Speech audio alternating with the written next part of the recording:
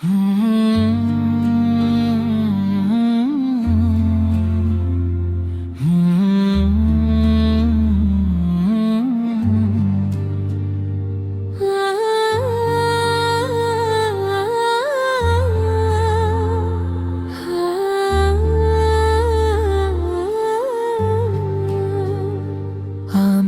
এতিম হয়ে কাঁদি না কেন, তোমরা বলতে পারো?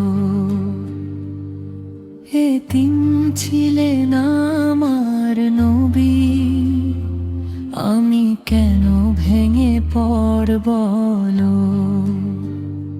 যার মাথায় ছিল না বাবার ছায়া, মায়ের স্নেহ হারালেন, সেই নবীর উম্মত হয়ে আমি কেন হতাশায় ডুবব?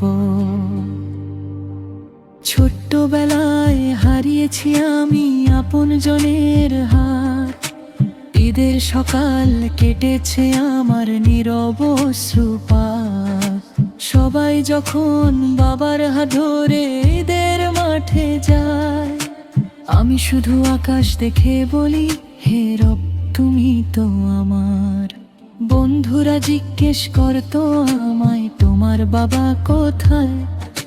মুচকি হেসে বলতাম শুধু, আল্লাহর কাছে রয়। কিন্তু রাতে বালিশ ভিজে যেত নীরব কান্নায়, কেউ দেখেনি সেই ব্যথার গুলো বুকের গভীরতায়। একদিন মসজিদের ইমাম বললেন ধীরে হেসে, কাঁদিস না রে, নবীজিও ছিলেন এতিম ছোটবেলাতে। আল্লাহ যাকে ভালোবাসেন তাকে শক্তি দেন, অশ্রুর ভেতর দিয়ে মানুষ আলো খুঁজে। সেদিন থেকে বদলে গেল আমার জীবনের পথ, কষ্টগুলো সিজদায় রেখে খুঁজে নিলাম রব।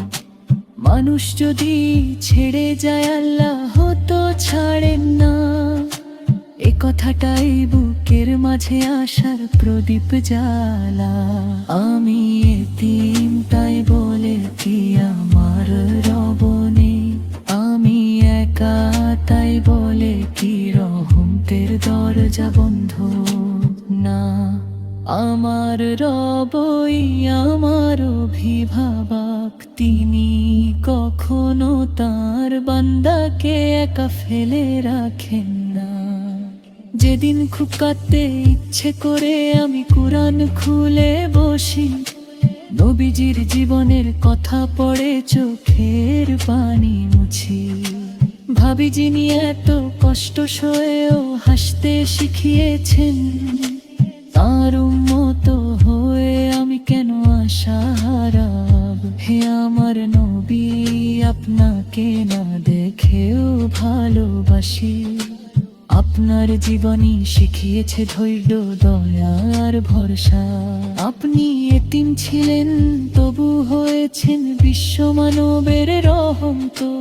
আপনার পথেই চলতে চাই শেষ নিঃশ্বাস পর্যন্ত।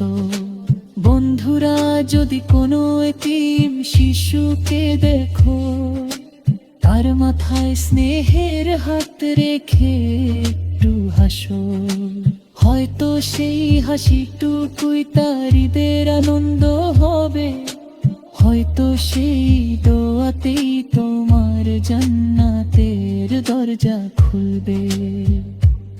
আমি এতিম হয়ে কাঁদি না কেন, জামা তুমি তার কারণ।